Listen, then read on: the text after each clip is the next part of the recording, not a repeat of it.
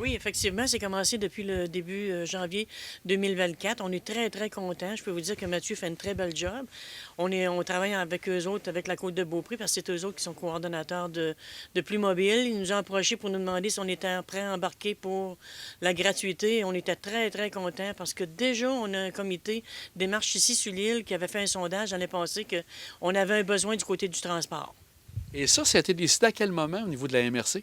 On a décidé, c'était à l'automne 2023 qu'on a décidé d'embarquer avant de faire notre budget. On a mis ça dans notre budget également. La réponse à nous jusqu'à maintenant, les gens sont contents?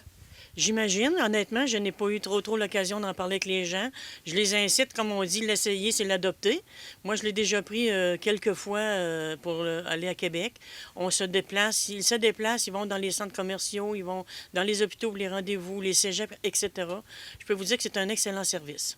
Mathieu, alors, sûrement pour Plus Mobile, une belle nouvelle de voir que ça va amener sûrement de l'achalandage supplémentaire ici à l'île d'Orléans. Bien, absolument, la réponse est très positive. On est chanceux d'avoir un bel appui du Conseil des maires qui nous fait confiance pour offrir la gratuité à ses citoyens. Donc, merci, Mme Labbé. Ça fait plaisir, et merci à toi.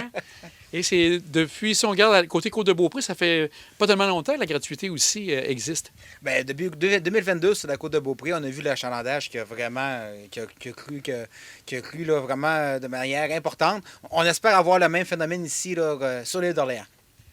Maintenant, si on regarde un petit peu dans le passé, c'est depuis combien d'années à peu près que le service fonctionne ici à l'île? On parle peut-être du début 2010 à peu près? À peu près, des alentours de 2010-2011.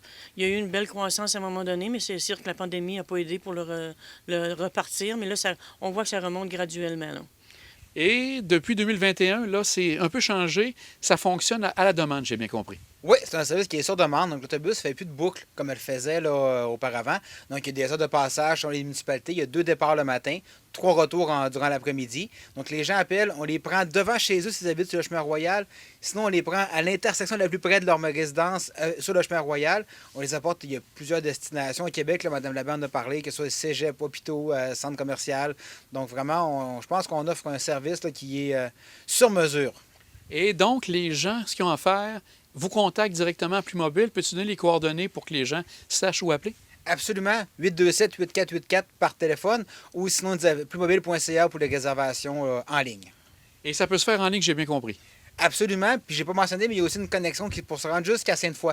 Donc on peut se rendre là, à Cégep jusqu'à Place Laurier là, via l'Express Sainte-Foy le matin. Et comme vous dites, les gens, vous avez un bon feeling que les gens vont l'emprunter davantage? Je pense que oui. Puis je voudrais rajouter peut-être, Mathieu va me corriger si je ne suis pas correct. Plus les gens vont l'utiliser, plus on va avoir une subvention de la part du gouvernement provincial. Absolument. C'est très important parce que pour avoir une subvention, il faut que tu aies plus de gens qui le prennent. Automatiquement, tu as une subvention qui est supérieure. Donc, comme on voit, autant la MRC, mais le gouvernement du Québec aussi s'implique pour avoir cette gratuité. Absolument. Plus il va y avoir de gens, plus on va pouvoir mettre en place des nouveaux services. Si on y va maintenant pour le parcours, je vais peut-être aller avec Mathieu de ce côté-là. On fait quel parcours quand on parle ici de l'île d'Orléans, on part de l'île d'Orléans pour pouvoir avoir les différents endroits ici à Québec et de l'autre côté sur la côte de Beaupré à la limite? L'avantage sur demande, c'est qu'on ne fait pas nécessairement le tour de l'île. Donc, on va où est-ce que les gens ont réservé. Donc, s'il n'y a pas de réservation dans une municipalité, bien, on peut juste évidemment éviter là, de passer par là. Donc, on évite des kilométrages inutiles. Ça, c'est un gros avantage. Après ça, quand on va à Québec, on peut aller autant d'Estimoville pour connecter avec l'RTC, mais sinon, on peut se rendre à Cégep-Limoilou, Gare du Palais, Carré-Diouville, donc vraiment Promenade Beauport. Donc, il y a vraiment une grande panoplie. Toutes les informations sont en ligne là, pour les destinations possibles. Oui, c'est ça. Donc, à l'horaire, les gens peuvent aller sur votre site et vous avez les différents départs, à quel moment ça se fait en cours de journée. Absolument. Donc, très tôt le matin, le premier, là, il part de Destimoville à 5h30. Donc, exemple, les travailleurs agricoles, bien, c'est un bel avantage aussi pour eux. Là.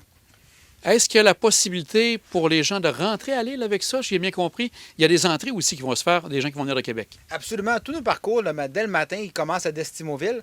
Donc, les gens peuvent partir, rentrer tôt le matin sur l'île et peuvent sortir jusqu'à 5h30 le soir là, en fin de journée.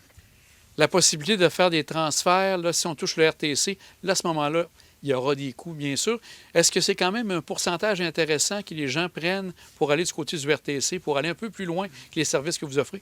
La majorité des déplacements qu'on fait, on amène les gens à destination. Ça, je pense, c'est une belle nouvelle, c'est qu'on dessert quand même une grande partie, on va dire, du territoire de la Ville de Québec là, jusqu'à Carré-Duville. Donc ça, c'est intéressant, c'est qu'on amène beaucoup de gens à destination. Donc pour l'instant, on envoie peu de gens dans le réseau du RTC, mais c'est possible de le faire. Est-ce qu'on touche un peu à Bois-Châtel en partant d'ici? Est-ce qu'il y a des transferts possibles? Comment ça marche? Oui, il y a des transferts possibles. Là, on veut se rendre, par exemple, à Bois-Châtel, sur la côte de Beaupré.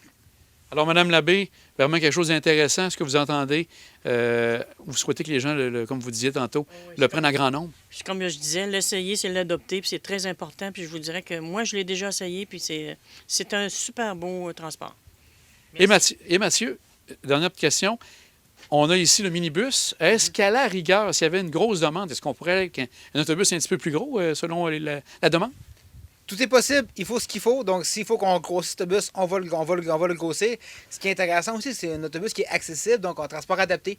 Donc, les gens aussi qui sont en fauteuil roulant, qui ont des limitations, peuvent monter à bord de nos services.